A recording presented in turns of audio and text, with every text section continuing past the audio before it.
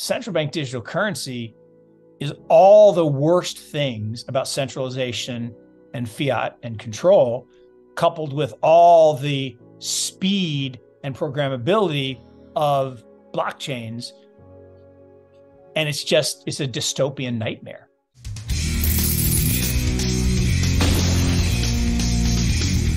In today's video, Mark Yusko, the founder, CEO and CIO of Morgan Creek Capital Management, discussed about the Fed raising interest rates and impact on all markets including crypto, the crypto bear market, and if we've hit the bottom on Bitcoin.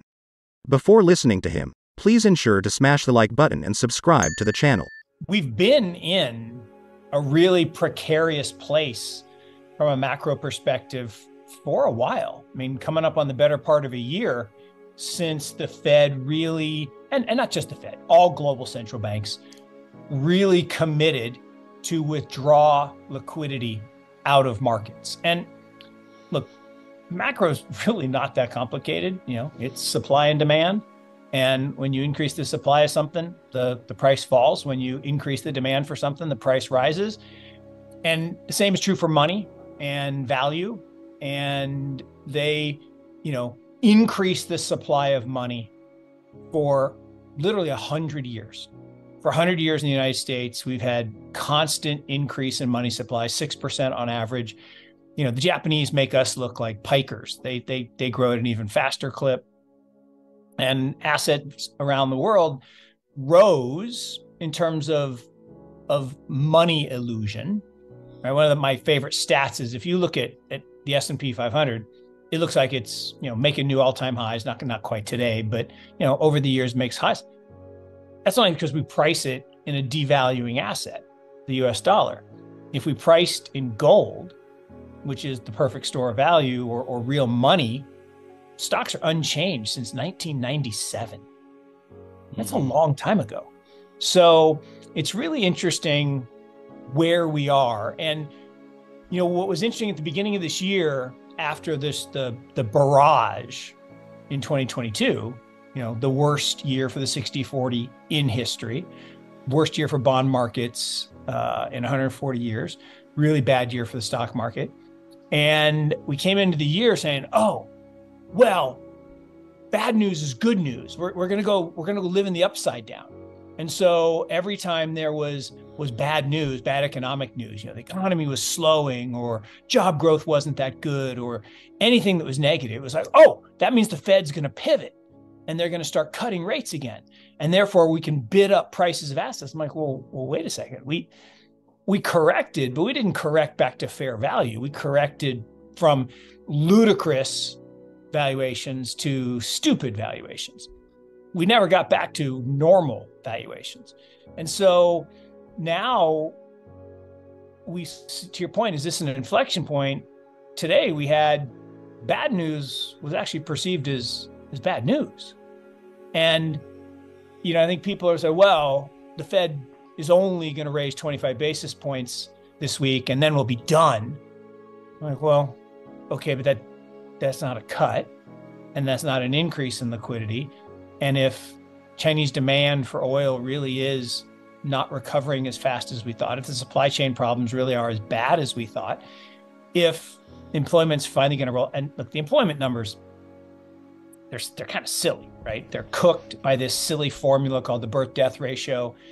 And in a world where we can track every human being's every move and every transaction in the bank and every payroll tax that gets collected, the fact that we still use this antiquated model from the BLS, I would say take the L out and you have what it is, instead of the ADP numbers, which actually track payroll, just doesn't make any sense to me. The algorithms are dumb.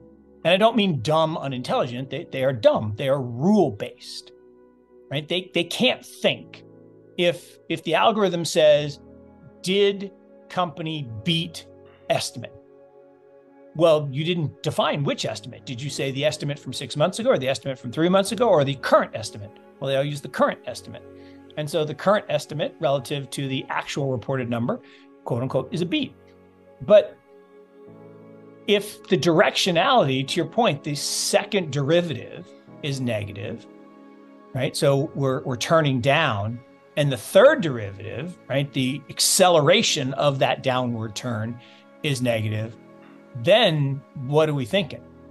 And that's the part that gets lost. And so all of the gains this year in the stock market are multiple expansion because earnings have actually declined. Well, why are multiples expanding if rates are rising, right? If rates are rising, your multiple should actually contract because you have to discount future earnings at a higher rate. So it's illogical to have them. And the other thing is, if you're hoping for a pivot, right, which is why you're justifying raising your future value, wait a minute, aren't falling interest rates a sign of economic weakness instead of economic strength? Rising rates, right, we should all be cheering for, because that should mean that we have economic strength. The problem is the data isn't in sync with the Fed actions. Well, that's because the Fed actions have nothing to do with all the stuff that people say. It has nothing to do with inflation, has nothing to do with jobs, it has nothing to do with earnings. It has to do with banks. And banks, from 2009 to 2016, 17, we kept interest rates, actually all the way till 2020, we kept interest rates at zero. Well, why would we do that? We weren't in a crisis anymore. Crisis ended, 14 years ago. We didn't need emergency stimulus. The economy was growing again. So why did we do that? To liquefy the bank balance sheets. The bank balance sheets had been destroyed in the global financial crisis because of fraud and malfeasance and all kinds of bad stuff. And the bailouts were necessary but insufficient to re-liquefy the banks. So you had to basically guarantee the banks free money. You let them borrow from the Fed for free, buy treasuries, since no one else would buy the treasuries because we were running these huge deficits. And that's a riskless transaction. My favorite stat is JP Morgan, right, had 0 negative trading days the last few years. Like, how's that possible? Trading is hard. You have losing days, but not if you're not trading. If you're doing arbitrage, borrowing for 0, buying 3% treasuries, that is riskless. You can lever that baby up 10, 12, 15 times, make lots of money. And so that was going on. And then the Fed said, all right, so we got the balance sheets fixed. Now let's fix the income statements. Well, how do we fix the income statements? Well, we need to raise the NIMs. Well, what's a NIM? A net interest margin. So we need to raise the amount that JP Morgan can lend new money at, and they'll pay their depositors still a low amount, and that NIM goes up. So, little problem. As you raise the short-term rates, that has what impact? Well, that causes losses in all the bonds that you stuffed into these banks. So all these banks took deposits from depositors, totally logical, that's what you're supposed to do. But really then a bank is supposed to make loans to people and to businesses and to things that are productive and generate GDP, not buy bonds. Because the problem with buying the bonds is, yes, they were paying low rates of interest, but they had the risk that if interest rates rose, you had a capital loss. Now, it's not a realized capital loss. And so on paper, all these banks were upside down. All these regional banks were upside down. We saw that with Signature Bank and Silvergate and Silicon Valley Bank and all these things. And the only thing that could cause a problem is a run on the bank. Banking is going to get consolidated to JP Morgan and a couple other players. And then you hear rumblings about a central bank digital currency being in the works. Where do you think a central bank digital currency leads? Is it a good thing for society? Is it a net bad thing for society? I'd love to get your input on that. It's pure evil. It's evil incarnate. I mean, it's one of the most purely evil things that I can think of. And the reason I say that, and I'm really convicted about it, is fiat is bad enough, right? Fiat is currency that can be corrupted by those in charge, right? It can be devalued. Our wealth can be stolen, because inflation is theft, right? It's a theft of our wealth. We earn our money, it's ours, and they steal it back from us through this thing that we have no control over. They get to set policies that dictate the inflation rate. And that, to me, sucks. So now I think we have this new system, Bitcoin et al., that allows us to free ourselves from that tyranny, or a portion of our wealth. We can protect a portion of our wealth. But now we're gonna double down on all the bad of fiat, and we're gonna add surveillance and programmability. And if listeners haven't watched the minute and 47 of Augustin Carstens, or whatever his name is, the guy from the BIS, it's the most frightening thing I've seen in 20 years. I mean, here's a guy basically saying, well, of course, we, the government, should control how you spend and get access to your money. Of course, that should be the case. And the way he says it, as if it's okay that, think about just the natural extension of it. Not only is every transaction you make now surveilled, not only can they program which transactions you can and can't make, what if they decide that peanut butter shouldn't be consumed? Mm-hmm. Can't buy peanut butter. What if Walmart were to pay a little extra to say that your CBDC doesn't work at Target? Because that could never happen. Sure it could. Absolutely could. I'm not saying it will, but it could. Or you get paid on Friday, have a couple cocktails, you drunk text about the president, and you wake up and your money's worth 70 cents on the dollar. Or you donate to the truckers and they seize your money. Your money's no good. Or you don't spend it by a certain date and it evaporates. That's what they do in China right now for a portion.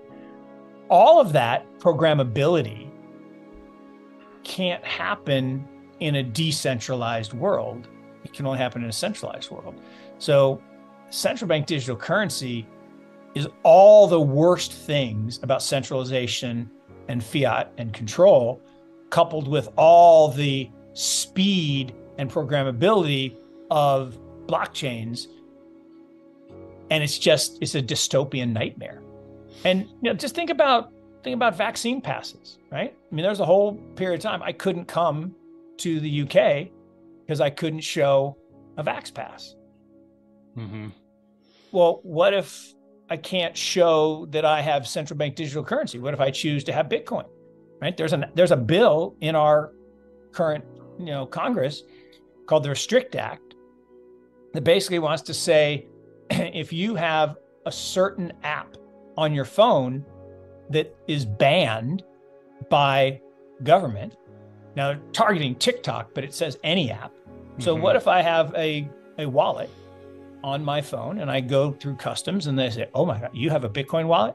You go to jail. And the thing is, no due process, no trial, 20 years. Mm-hmm. You go to jail for 20 years for having TikTok on your phone, according to this bill. Now, I don't think the bill will get passed in its current form. I hope. But that's a frightening totalitarian dystopian reality.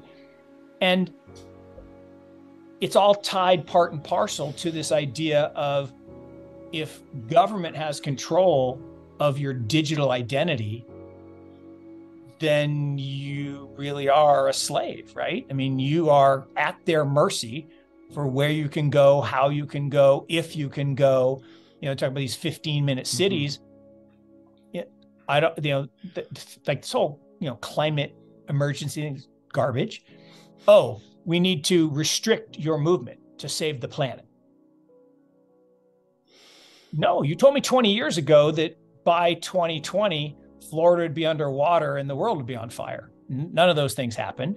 So maybe you got a different agenda, which is, why do you want me to have an electric car? So you can turn off the software, right? Not because you want to save the planet, because, mining lithium is probably worse for the planet than burning fossil fuels.